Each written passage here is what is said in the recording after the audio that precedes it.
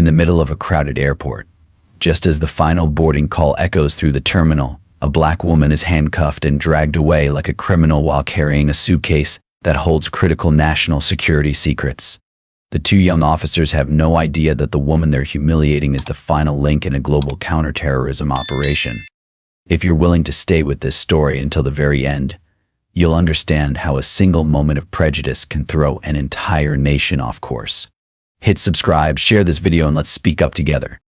The cold metal suddenly tightened around her wrists. Click. The dry click of handcuffs locking echoed through the noisy Lincoln Heights airport waiting room. She, a black woman in elegant business attire, was now being escorted like a dangerous criminal, right under the eyes of hundreds of curious, fearful, and judgmental strangers. Just as the emotionless voice over the loudspeaker was calling out the name of her flight, the flight that carried the fate of a top-secret national security operation, the flight where her presence was the key to life and death. Final announcement for flight LEF 851 to Frankfurt.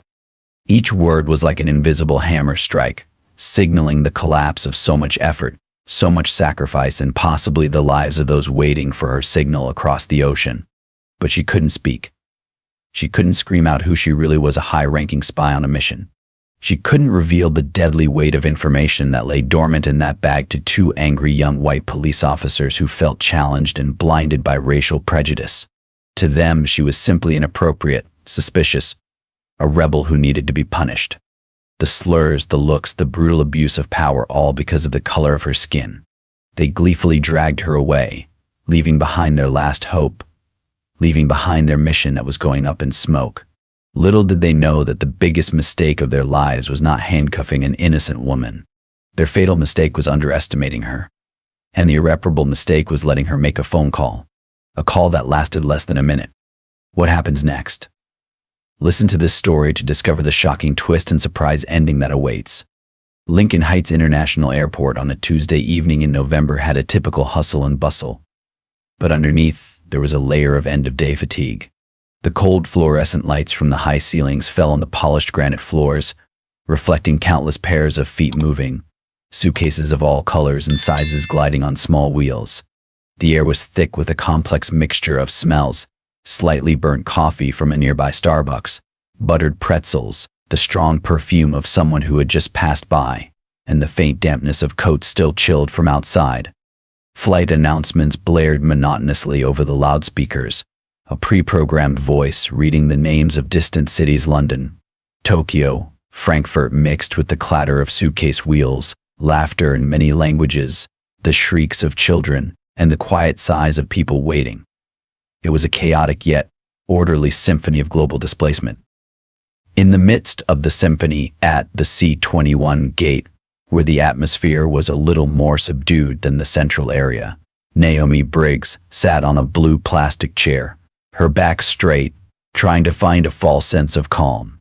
At 40, time and the pressures of work had begun to carve subtle traces around her deep, intelligent eyes, but they did not obscure the sharpness and underlying determination. Her smooth, coffee-brown skin seemed to absorb the cold light of the airport, creating a gentle contrast with the silk shirt she wore under her perfectly tailored charcoal gray suit. Her thick black hair was tied back in a neat bun at the nape of her neck, a professional, unpretentious style that suited a woman who wanted to blend in rather than stand out.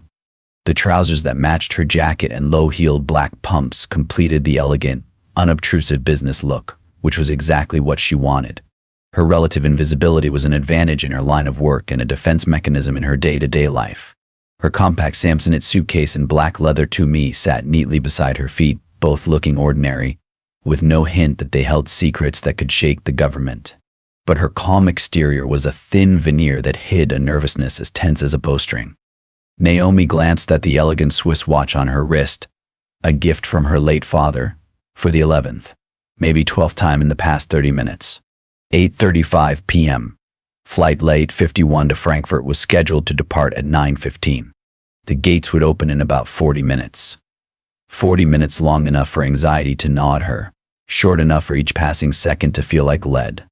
This flight was more than just a means of getting her across the Atlantic. It was the launch pad for a complex operation codenamed Nightfall, a mission that Director Sullivan had stressed was critical and extremely time-sensitive. Its success could prevent a massive illegal arms trade, stabilize a region on the brink of conflict, and most importantly, save the lives of hundreds, even thousands of innocent people, along with her colleagues, the ghosts who operate silently on the other side of the world, waiting for the information she brings. Alpha Sierra, her code name for the operation, was more than a name. It was a huge responsibility.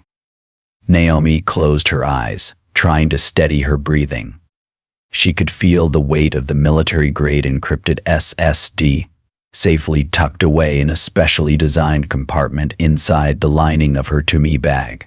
It contained detailed transaction schedules, names of parties involved, and irrefutable evidence, the result of months of intelligence gathering, data analysis, and risky covert operations. She was the key.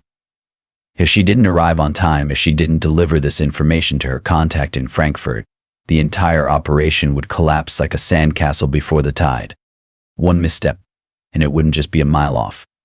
It would be a huge opening to disaster. The pressure built up and a dull headache began to form behind her temples.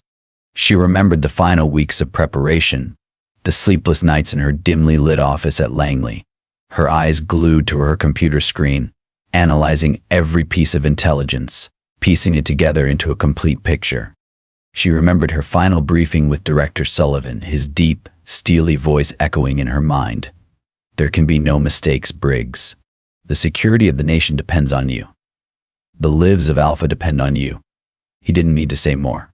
Naomi knew the weight of each word.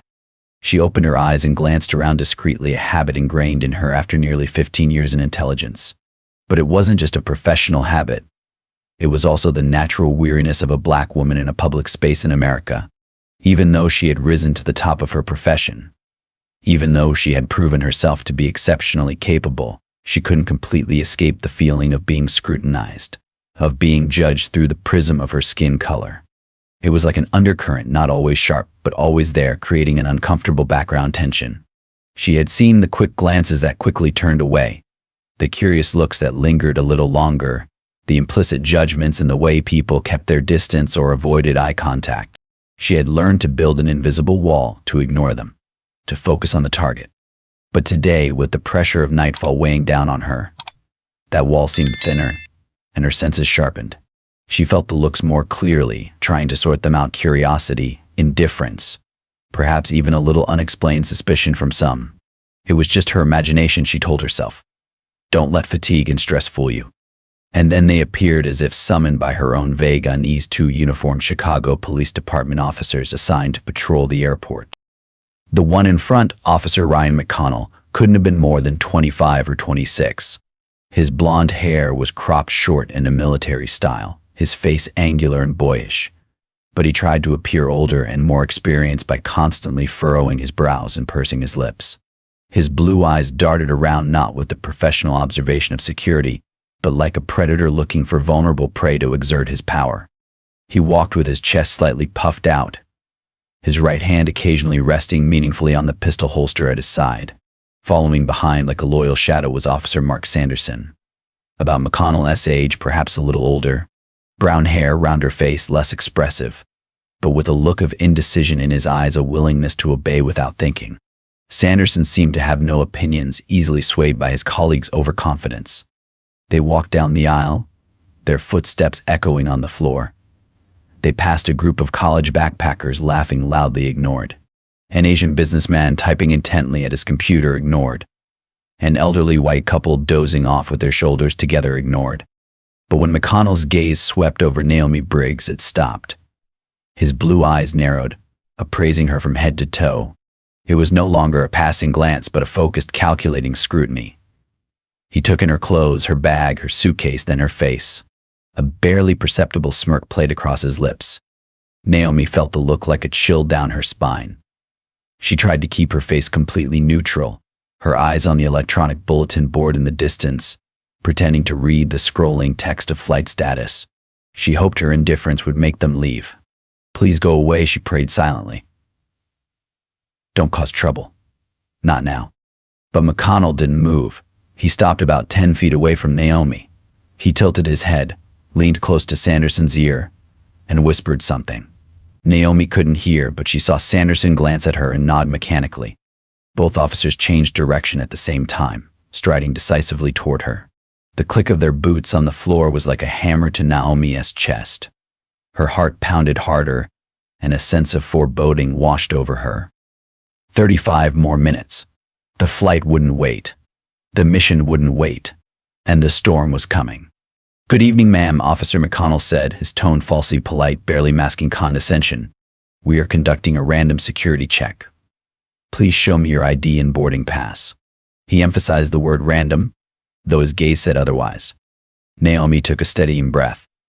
She turned to face the officer's voice calm. "Hello.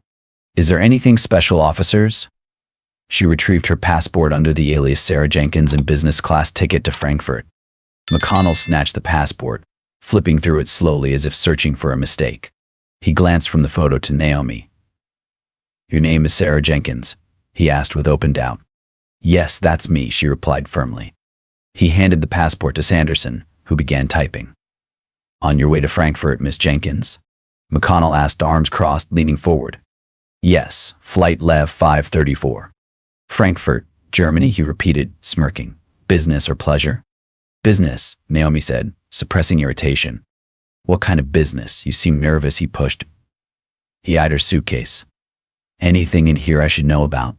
Sanderson looked up but said nothing. Naomi noticed glances from nearby passengers. "Officer McConnell," she said, voice sharper now, "why am I being singled out?" Others passed without issue. "Is there a specific reason for this random search?" McConnell's expression hardened. "We find you suspicious. Your attitude, how you look around, how you dress. It's inappropriate. You don't look like a proper businesswoman." Naomi raised a brow. "And what does a proper businesswoman look like, officer? Is there a rule about skin color or hairstyle I missed? Don't use that tone with me." McConnell barked.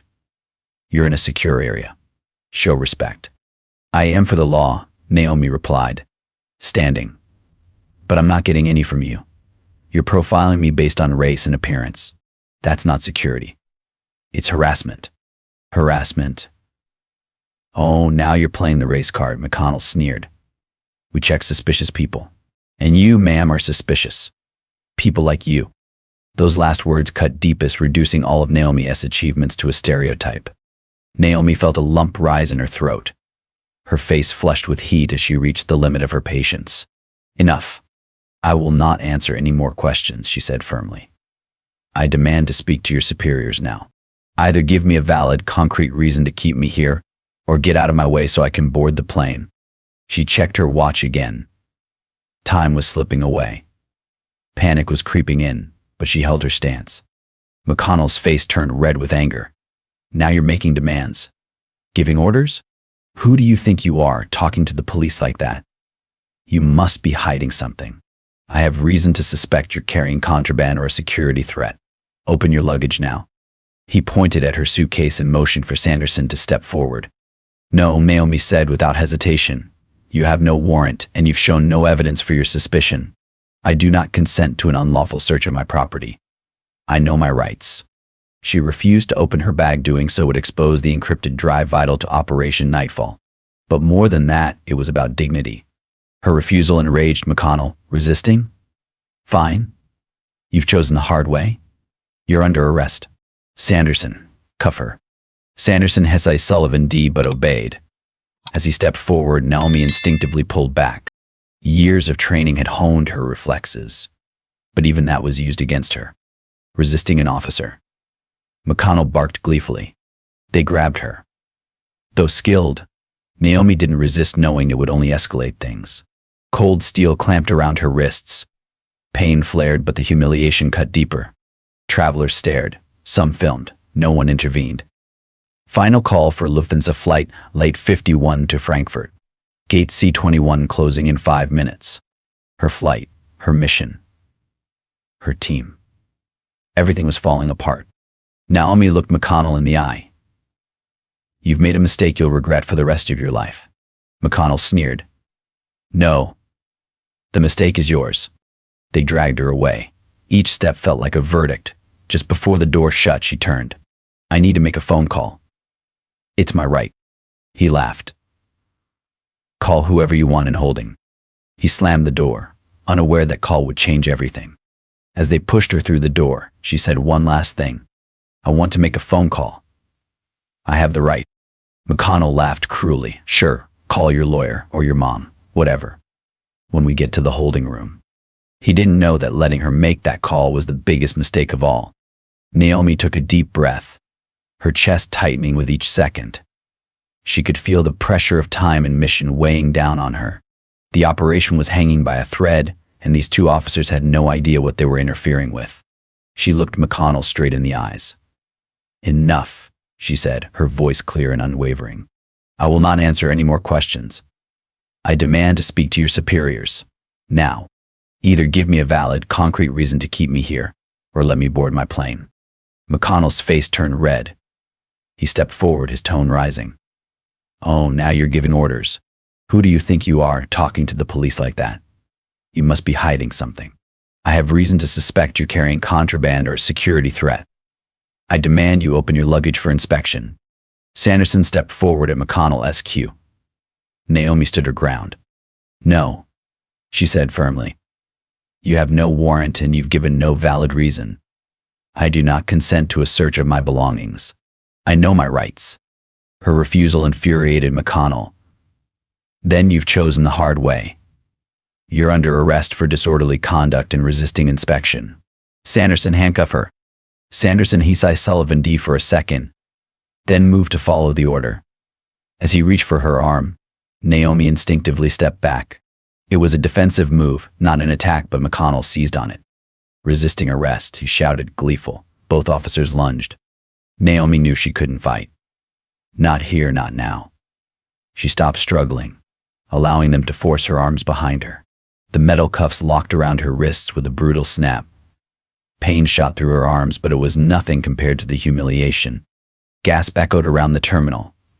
Phones were raised. No one stepped in. No one said a word. As the loudspeaker echoed final boarding call for Lufthansa flight, late, 8:51 to Frankfurt. Gate C21. Naomi looked straight at McConnell, voice low but resolute. You've made a mistake. One you'll regret for the rest of your life. McConnell smirked. The only mistake here is yours. Take her away, Sanderson. They dragged her toward the security doors. Her heels stumbled, wrists cuffed. The world watched in silence. Her mission was slipping away not because of espionage, but because of ignorance and abuse of power. She turned once more. I have the right to make a phone call. McConnell scoffed. Call whoever you want. Your mom, your lawyer. Enjoy your time in holding. He had no idea that call would change everything. They shoved her forward past the watching crowd. Pity, judgment, fear, they were all etched in the onlookers' faces. Her world had stopped. Shattered. Because of ignorance, racism, and unchecked authority. As they pushed her past a sign marked security area, NO entry, she managed one final sentence. I want to make a phone call. McConnell scoffed. Call your lawyer. Or your mom. Doesn't matter. You can call whoever you want once you're processed.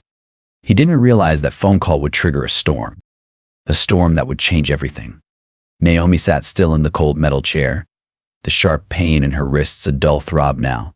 The fluorescent lights buzzed overhead as silence engulfed the room. The smugness that had once radiated from Officer McConnell had evaporated. He now stood in the corner, pale and shaking, no longer able to meet Naomi's eyes. Sanderson sat hunched against the wall, head down, his silence betraying a flicker of guilt. The door swung open again.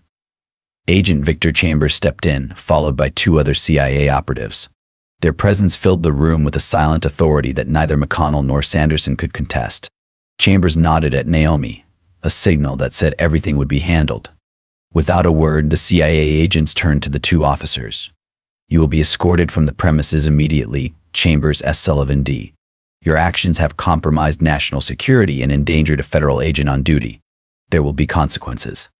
The room remained heavy with tension as Naomi stood up, now unshackled, and gathered what little dignity had not been stripped from her.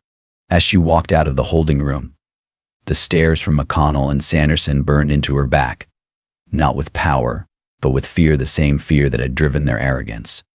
Later that night, Naomi sat in a quiet room inside the CIA's Chicago field office. The mission had failed. Alpha Team had been forced into evacuation. Valuable intelligence was lost. But Naomi's poise remained.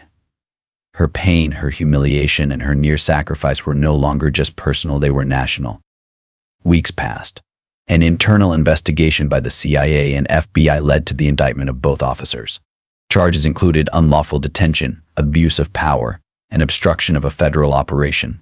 The media reported it only vaguely, out of deference to national security concerns, but whispers spread. Naomi, now back in service, found herself more visible than ever before. She was invited to speak before oversight committees. Her testimony, classified and redacted, became a catalyst for systemic change. New regulations were passed. Training was updated.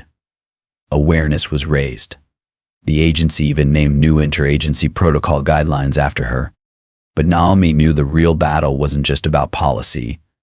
It was about perception, about unlearning the ingrained biases that made her a target despite her rank, her record, and her sacrifice. And so she fought on. She fought for those who would never get their call. For those who couldn't prove their worth with medals or clearance levels. She carried their stories in silence and with pride, knowing her journey had become a part of something larger. Naomi Briggs had not just survived a moment of injustice, she had turned it into a movement. And from the chaos of that airport holding room, something stronger had risen. Accountability, awareness, and the unstoppable resolve of a woman who refused to be silent. This story doesn't just reflect the harsh reality many people still face every day, it also poses a larger question to all of us. What will we do when we witness injustice? Will we stay silent or speak up? The deepest message here is that racism doesn't always scream. Sometimes it whispers through judgmental glances, hidden assumptions, or the silence of bystanders. And if no one speaks out, that silence becomes complicity. I'd love to hear your thoughts on this story. Did it make you angry, hurt, or perhaps spark reflection? Do you believe the system truly protects everyone equally? And if you were a bystander in that real-life scenario, what would you do? As for me, I believe that stories like this, though painful, are necessary wake-up calls. They force us to reflect, to ask questions, and most importantly, to act. Even a small action, a word of support, a share, or a vote can be the beginning of real change. And I hope you'll be a part of that change. Note: this story is entirely fictional and created for the purpose of raising awareness. It highlights issues of responsibility, justice, and the importance of treating everyone with respect and dignity. We firmly oppose violence, prejudice, and injustice in all forms. Viewer discretion is advised.